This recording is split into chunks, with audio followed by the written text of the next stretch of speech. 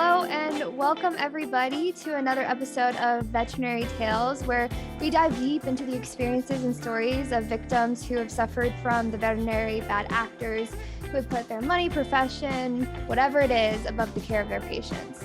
I'm your host, Colleen Beasley, and I'm joined by our wonderful co-host, Mr. Scott Klein. Scott, how are you tonight? Good evening, Colleen. How are you? Doing well, doing well. So hopefully staying warm out where you are. Not really. Not really. 25 degrees is probably a heat wave for a lot of you, but for this Florida boy, it's been very difficult. So trying to get through it. Oh, I'll send you all my warmth I can. Please do. Please do. Well, tonight we have an awesome, amazing guest. Her name is Cathy Wilkerson, and she will be joining us to tell about Greta's story. Hi, Cathy. Good Hi, evening. Scott, Colleen. Thank you for having me. Absolutely. Thank you for doing this. We know this is not easy for people to come on here and tell their stories, but we absolutely appreciate it. And we feel it's something that's very necessary as part of the education we provide to the public. So why don't you tell us about Greta, how she came to live with you, when she came to live with you, and what happened from there? Greta had just turned 6 in March. And in May, we had noticed that she was carrying her left rear leg. She never seemed like she was in a lot of pain. She wouldn't lay on, on that side, on that leg, but she would carry it an awful lot and favor it. And so we just kind of watched it, and it never really got, any better. So we decided, well, it's, time to go into the vet. Let's have a look at it. And so I made an appointment, took her in on the 26th of May. Of course, they did x-rays and determined that she had a torn CCL, which is called a canine cruciate ligament, which is similar to an ACL in humans. And I could see on the x-ray what the problem was. And so we had talked about, what we could have done. We could do surgery, or we could kind of let it go and maybe let it heal as best it could. But the vet had said that, she would have an issue with arthritis earlier than normal. And it just never would be, never would be back to 100%. And so, we had discussed those things, and she had prescribed for Greta glucosamine and chondroitin chews, and then also fish oil that would help, with lubricating the joints and things like that. And she also had prescribed 100 milligrams of vetprofen, and which is an NSAID for pain. And I specifically remember asking her, and I always have, I do it with our doctors, I've always done it with the vet, is there anything that I need to watch for? Any adverse effects, any, symptoms, anything like that? No, she said, they always do quite well on it. The only thing is that, she might get an upset stomach from the glucosamine chews. And if that happens, take her off of them for a few days and then, start her back up on it. So we came home, and I began, giving her the meds, and she did really well for about 2 weeks. She took the pills willingly. About mid-3rd week, we noticed that she was drinking a lot more water, and that she didn't have much of an appetite. Now, that was already, that was the first part of June. It was hot last June here. It was 100 degrees for, a string of days. And You know, she's always been an outdoor dog, but we've, you know, let her in the house when it's so hot. So we just kind of attributed it to the weather, you know, to the heat, and, you know, she was lethargic, but, you know, that was kind of after she'd been outside and she'd come in and was tired. And so we just, you know, kind of passed it off as it just being just the excessive heat. She started to not want to eat, which was so unlike her. I had a hard time getting her meds down her, and this was on like Thursday. And I'm, you know, I couldn't get her to eat anything. So the next morning, I had gotten up. She had vomited twice during the night and again in the morning. This was on Friday. I called our vet, and she said, well, you know, bring her in today. So I brought her in. This was, our vet clinic is we live in the country. Our vet clinic is in a small town, a half an hour away. There are several vets in the clinic. So the vet that I saw on Friday was a different vet that we had seen initially when she was diagnosed. So I went in, and she said, well, she said, I think she's just got an upset tummy. And she said, let's pull her off of everything for a couple days and, you know, and see how she gets along. She gave her a shot for nausea. She gave her anti-nausea medication. She told me, go down the street to Dollar General and get like like a generic Pepsid.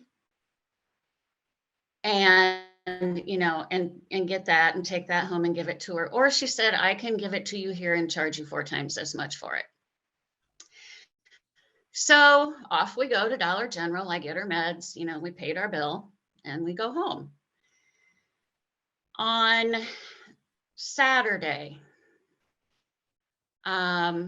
she just was, you know, she was not herself.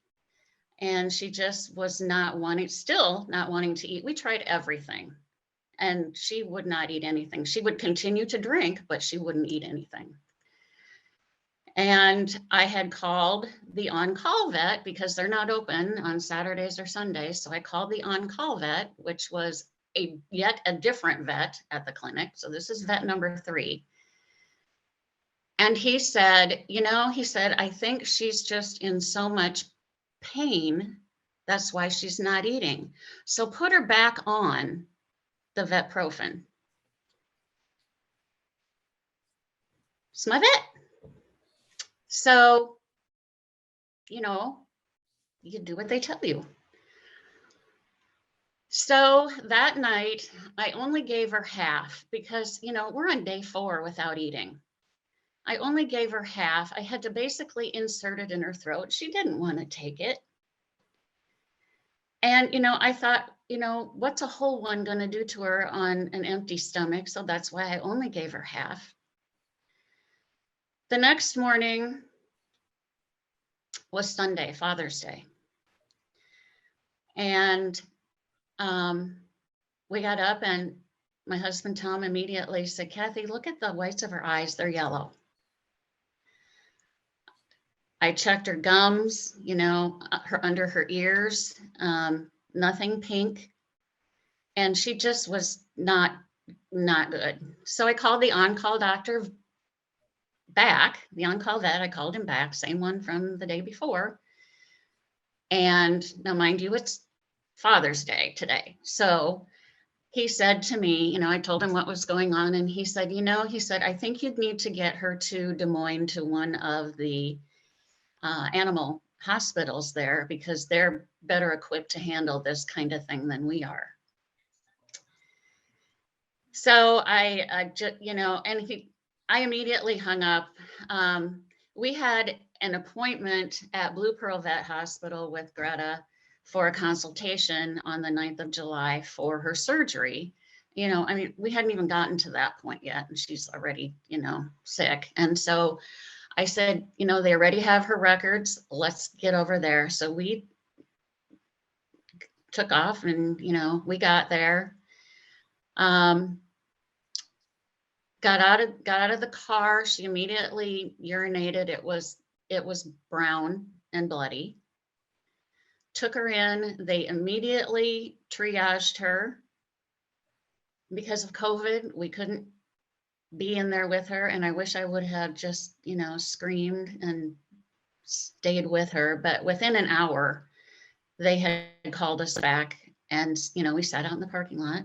They had called us back and said that her liver levels, her kidney levels were very high, and she was severely jaundiced.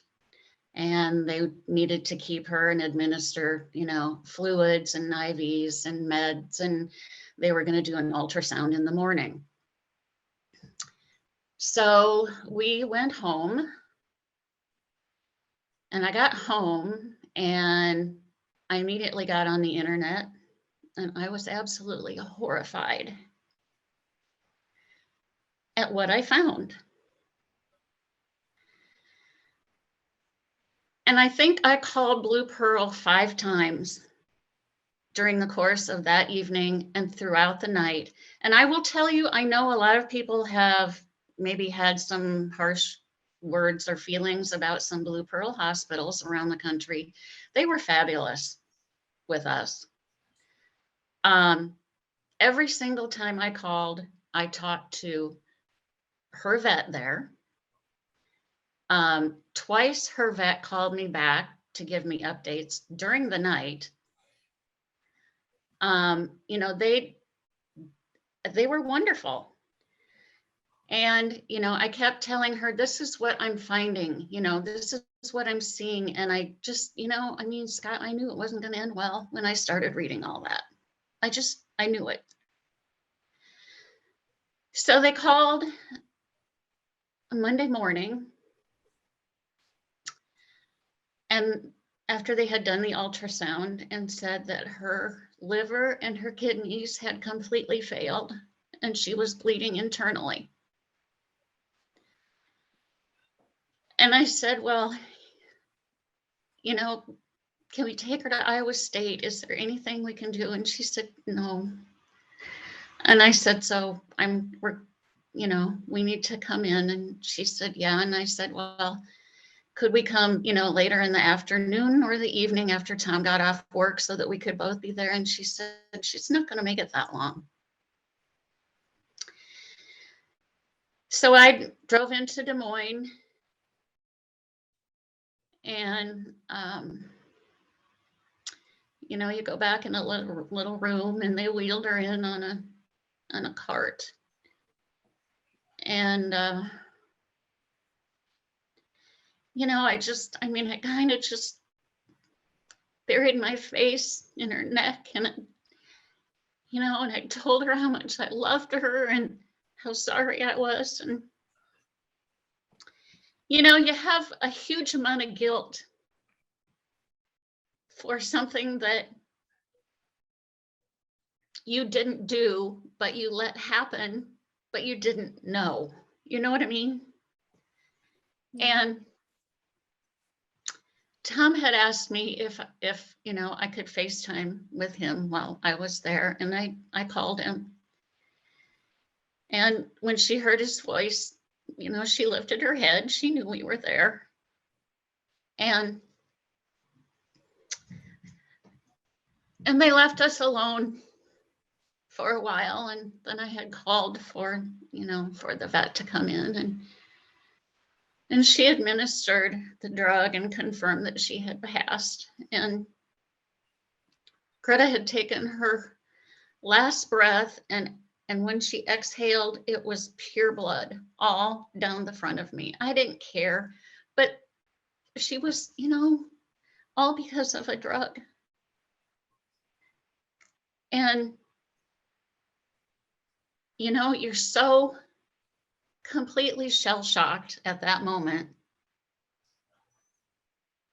And, you know, I mean, we knew that we wanted her cremated.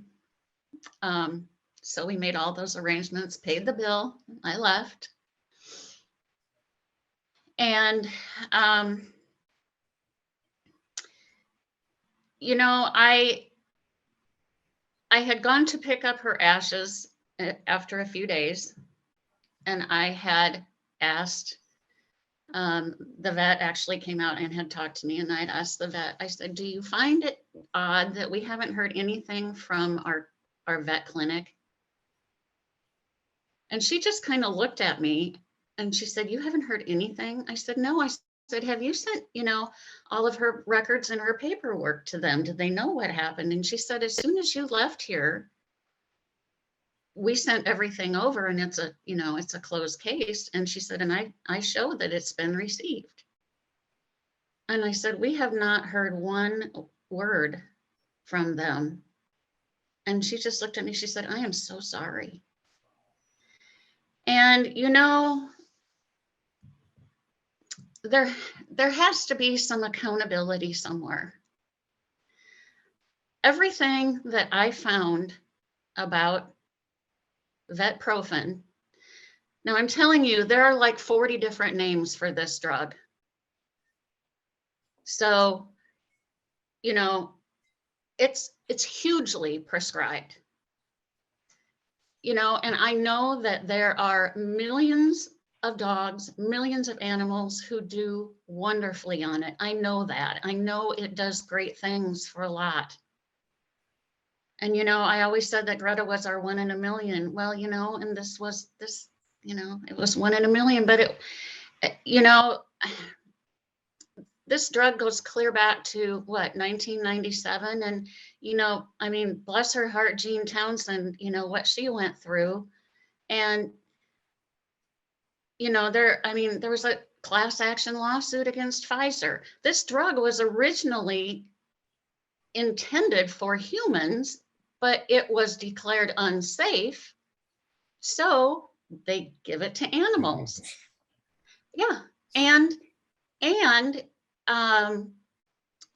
you know, Pfizer had ads on TV, ads in magazines, you know, how great it was and the wonderful things that it was doing. But then, you know, the incidents of deaths started pouring in. And you know, I don't know if it was the FDA said, you know, okay, in your advertising, you have to say, you know, possible death. And they refused to do that. And they elected to just pull all of their ads and not advertise before they would include the word death in, you know, in their advertising.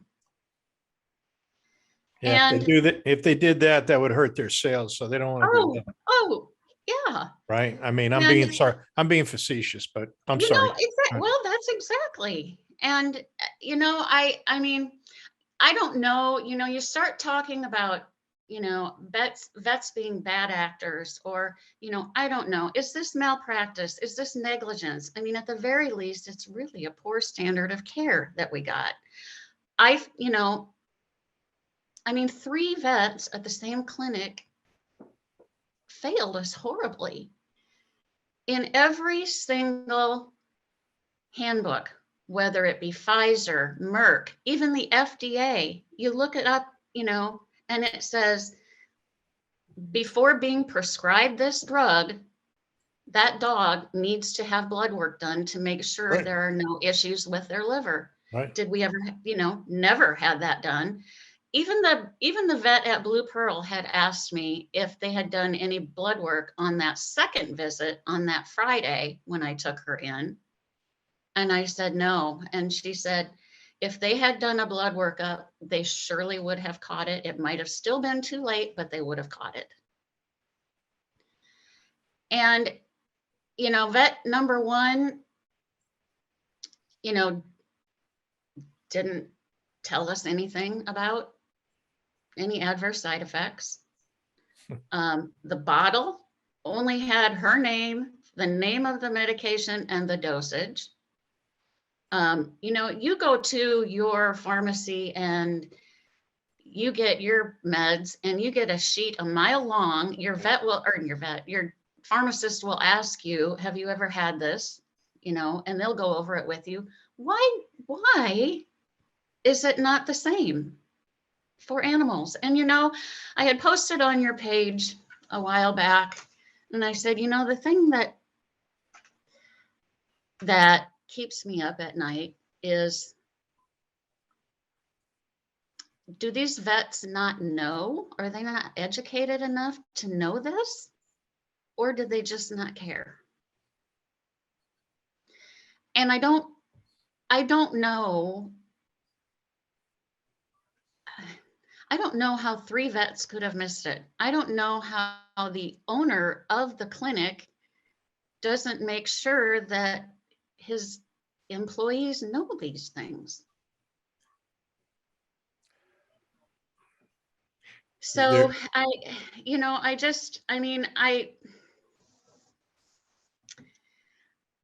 where do you go from here? What do you ask for?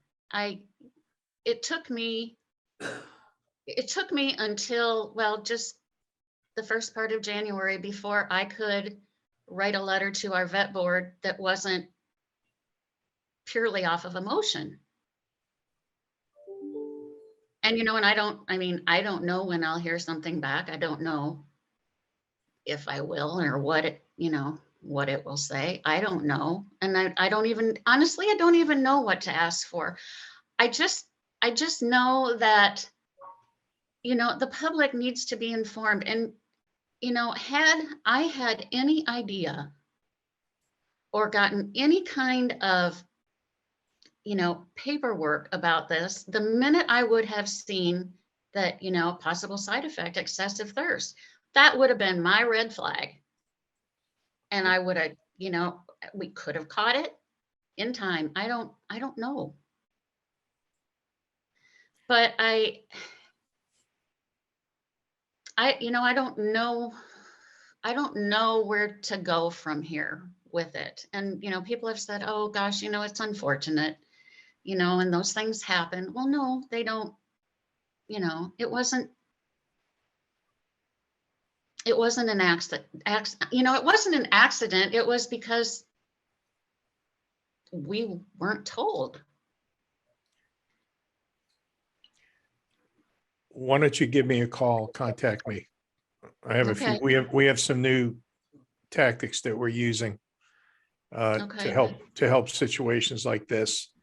And they're very easy. They don't require a lot of hours of paperwork or anything like that. And I think we can make some progress, if not really completely come up with a way to deal with this with the vets. Well, So- back in the, back in the late 90s, Pfizer was actually involved, in a class action lawsuit. And, I think Jean had actually started that. And, there were so many that I think Pfizer had said, you know what, okay, we'll give you compensation provided it doesn't go public, or you don't share it or anything like that, or you don't, spread the word. And a lot of people didn't take it. One of the things we're doing nowadays is we're able to get that compensation and not require a non-disclosure agreement as you're describing. Mm-hmm. Mm-hmm. So, and you may have seen some posts on that. So I we have. can. And, it's Tom and I had talked, and it's not, any vet parent will tell you that's been in this situation, it's not about the money. It's not about your vet bills. It has to be about educating the public. And, and we have told our story to, a lot of people. Anyone that knows us know who we vetted with. And if they don't know and they ask, we tell them. I've had several people whose dogs had been put on this, and they went home and they looked it up, and sure enough. And so they immediately took them off. And I don't know at what point you start to really lean on vets to provide this information.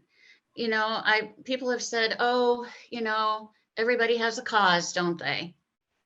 And I said, well, you know, that's how laws are made. That's how laws are changed. That's how people get educated, you know, because of you, Scott, and you know what you're doing.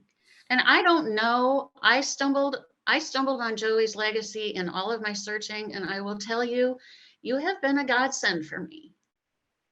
And I think every parent who has been in this situation, you know, tries to find somewhere or someone to reach out to who understands, because so many people don't. They, you know, it's unfortunate. But it's, you know, it's traumatizing. And Yeah. even, you know, it's been 7 months, and you know, it just comes at you right out of the blue.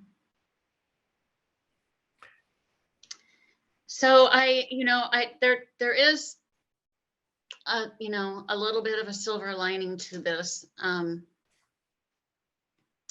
Greta had given us 2 litters when we had her. The first litter was 8, and the second one was 11. And then we had her spayed, and every single one of those puppies went to wonderful homes. A lot of them went to families around where we live. A lot of them went to relatives. Most of us have kept in touch, you know, sent pictures back and forth. And Tom and I had talked about, you know, about getting another lab, but you know, you kind of, you don't know when your heart is ready. And you kind of feel like maybe you're dismissing the fact that you had them. And so we just kind of, you know, put it on the back burner. And I happened to be on Facebook one day this summer,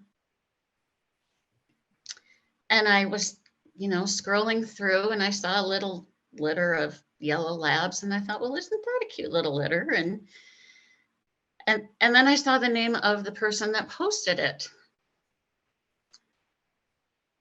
And I had sent a message to Tom at work, and I said, look, I said, there's this litter. And I said, these are Greta's grandbabies. And I said, you know, what do you think? And he said, get one. So I had messaged her, and I said, do you have any females? And she said, I have 2. I said, can we come and get the pick of the litter? She said, you absolutely can. So you would have to know my husband, because more is always better. He said to me, well, why wouldn't we get 2? And I said, well, why would we? So we got 2. So we have little sisters, Greta's granddaughters here. They're almost 6 months old.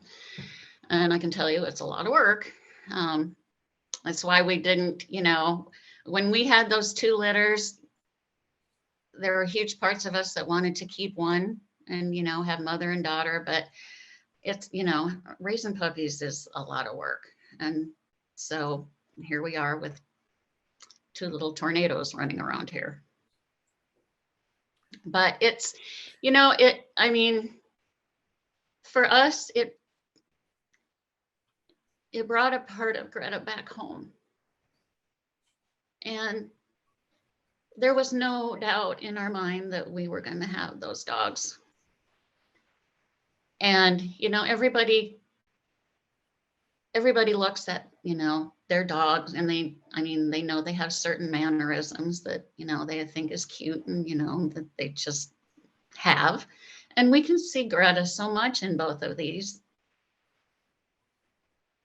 And it's, you know, it still hurts horribly, but it kind of gives us a little bit of peace. Yeah. I mean, I think that's wonderful, Cathy. I mean, if I had that connection with Joey, I would have absolutely have done the same thing. And do you know I that think you're it's the wonderful. first person that I actually thought of, because I know that you have said you never can find it in your heart again to get another dog. I think I've seen you post that. And I think there was a time that we kind of felt the same way, that there will never be another whoever, and and there won't. There won't. Um, you love your pets like nothing else. And when you get a different one, you love it equally, but differently. In a different way. Yes. Yeah. Agree. And and it's just, I mean, that's kind of where we are with it. Um,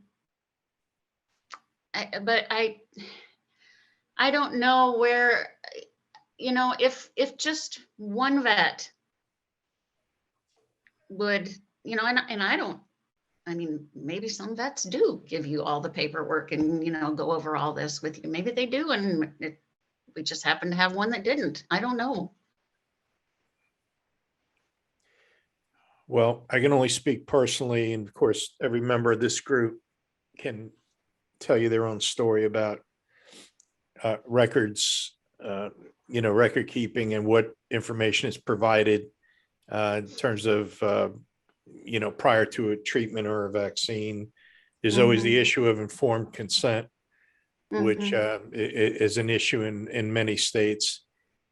But I can tell you personally, I mean, I never got any paperwork for anything that was ever done to Joey. They just came in, came in, did their thing, and out the door they went. There was never any care or compassion provided, unfortunately. So I totally get where you're coming from.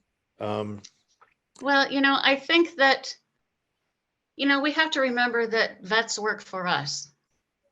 Well, some of them think you work for Well, that. yeah. You And, work.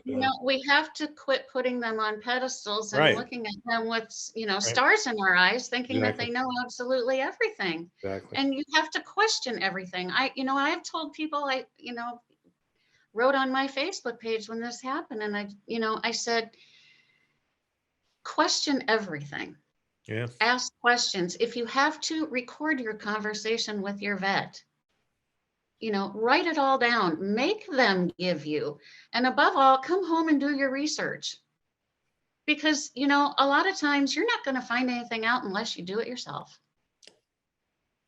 And if the vet becomes impatient or, has a hard time answering your questions, if like their question, move on. Absolutely. Well, we have since found a new vet, and I, of course, had to, go through the whole scenario and the whole issue with Greta. And I mean, he did agree that, they missed some things. And, and we have another dog. We have a Australian Shepherd who's 12. And I have put on all the records, no NSAIDs for any of our dogs. We'll also be titer testing. You learn so much. And it's unfortunate that we are all led around blindly by what we think is helping, our pets. And, these podcasts, and especially this one tonight, is so educational. Vetprofen is also marketed as Carprofen and other Remedil. Yeah. So, yeah. And once you said the first time you said Vetprofen, I know. I saw you shake your head, and it's all over the place. Every single handbook, the FDA, I mean, it's all screaming out there on the internet how dangerous this is. Yet vets are willing to take that chance. It's just more startling evidence of the lack of respect that companion animals get in our society. Exactly. It's not human grade, but right. Exactly. It's okay for animals. Yeah, I It's, know, it's really terrible. because they're property, Exactly. and it, it infuriates me. And I just, you have a hard time keeping your emotions in check a lot of times when Sure. you're discussing with people. And, a lot of people just don't understand it. So you just have to kind of let it go. Colleen, do you have anything you want to say?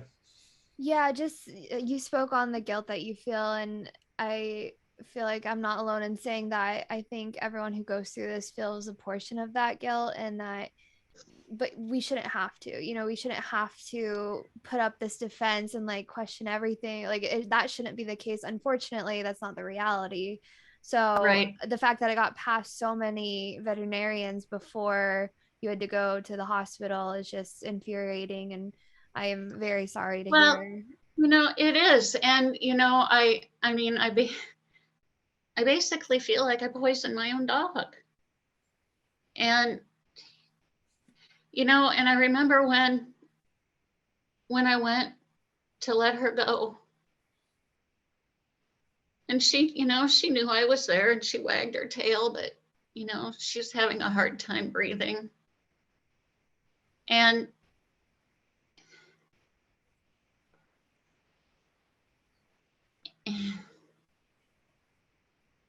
you look in those eyes, and you would do anything to save them. Right. Yeah. But she knew, she knew she was sick. She knew she was sick when I was giving her meds. But she knew you loved her more than anything as well, and you did Well, she everything. did, because she was spoiled rotten. What we do. She definitely knew she was loved. And now you can spoil her grandbabies too. Yes, So. exactly. Exactly.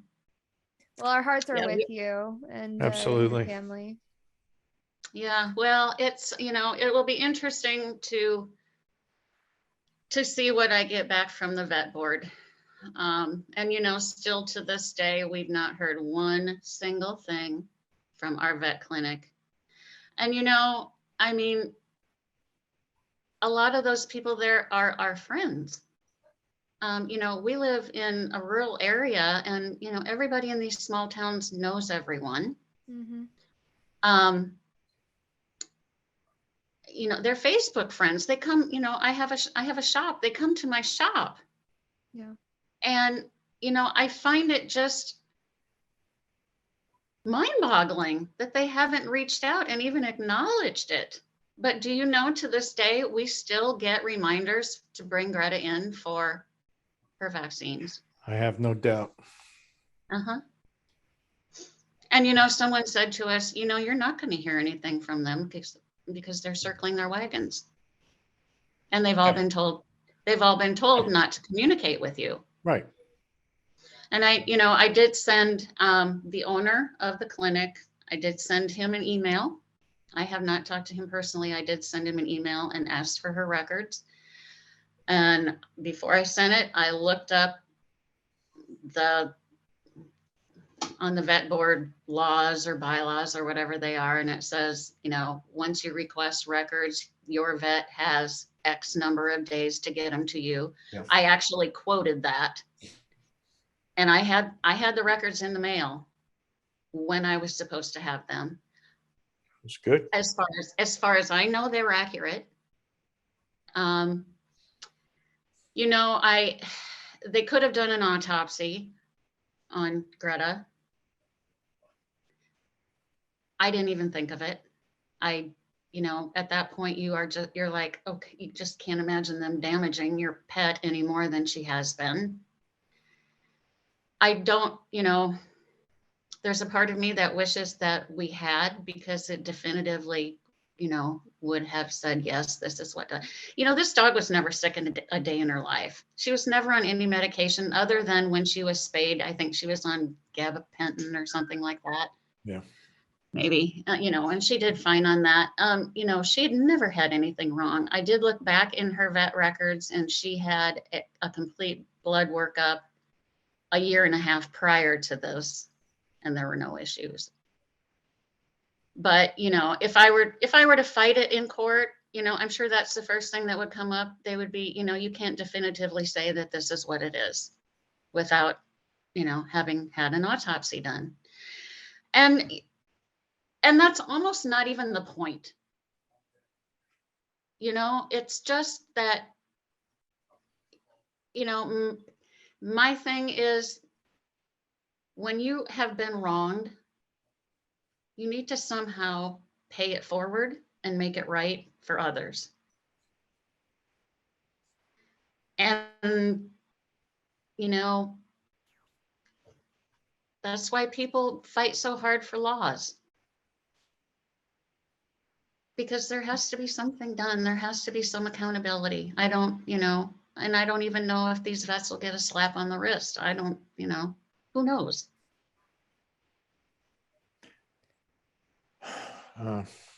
So that's where we are today. All right. Well, I think we all, you know, those of us that have been through similar situations can definitely relate to what happened to your family and Greta. And, you know, we're going to continue to work hard to push back. We've done some good work in the area of animal justice, companion animal justice. We're far beyond your dog's only worth $100 in court. Those are the old days. We're moving forward. And you know what, Cathy, the truth of the matter is, yeah, in the conventional sense, it's not about the money, but what it is about is allowing the negligent vet to keep your money. Yes. And that's what we are. That's our basis for going after the vet. And because that's the way we look at it. There's no justice in allowing the negligent vet to keep your money. And that's why you have to recover your money, if for no other reason. Exactly. And, you know, I mean, and I'm sure you feel the same way. You know, every single person, unfortunately, who's on this site, you know, just knows that there's got to be some accountability, and there's got to be, you know, an end to, you know, their dog not dying in vain, or their pet, you know. I mean, there's got to be something good has to come from it, because it's not just going to go away. That's why we're pushing so hard with Jerry Robb's books, and we're trying to get this documentary done, because we've already got a commitment from PBS that they will air it on their network, and that's millions of viewers. Yes, it is. It's all education and enlightenment, and that's all our mandate's all about. The more educated companion animal parents there are out there, the better off we'll all be. Mm-hmm. So well, our story is in volume 2, and I do have two. I do have 2 books. I'm keeping one, and I'm sending one to my vet. Good. Hope you put a nice message on the inside cover. I'll put a very nice message inside. And, you know, I don't mean nice. You know what I mean? Well, you know what I mean. Yeah. I know exactly what you mean. Yeah. And I don't know. I don't know. And, you know, I think these vets are, I mean, we've vetted with them for, you know, 12, 13 years. And, you know, I've also got alpacas. We've had cattle, you know, I mean, and we never, ever had an issue. And I just don't know how 3 of them completely missed it. That is strange, for sure. That is strange. Yeah. And you know, that the vet at Blue Pearl just could hardly believe that they didn't do any blood workup. So I don't know. I guess we'll see what comes of that, and, you know, how we proceed. But you know, my biggest fight is just to somehow educate people. Right. You know, people have asked me, you know, what happened, and I tell the whole story, and, you know, it's like they just kind of can't believe it. And, you know, and honestly, every one of us thinks it can't happen to us. Yeah. You know, Then like, you know, I've heard that happen, but I mean, what are the chances? And the And cold the reality chances, sets in. yeah, and the chances, quite honestly, maybe are pretty slim, but It our happens. Greta was that 1 in a million, Exactly. and boom. Yeah. So it's just too much. All right. Well, thanks, Cathy, for being here. We really appreciate it. I know I could tell by watching you that it was very difficult for you. It, And we'll keep fighting for Greta and all the other lost loved ones that we've all had in situations we've had to deal with. So, well, again, thank you for having me, and thank you for being here, because boy, you've gotten me out of some pretty, tough moments.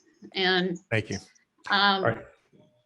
we all appreciate you. We all have to lean on each other. Unfortunately, Right. Absolutely. It's, why we're here, but we're very fortunate to have you and to have each other. So thank you. Thank you for all you do. My pleasure. All right, Colleen, I guess we'll wrap it, and we'll see you guys soon.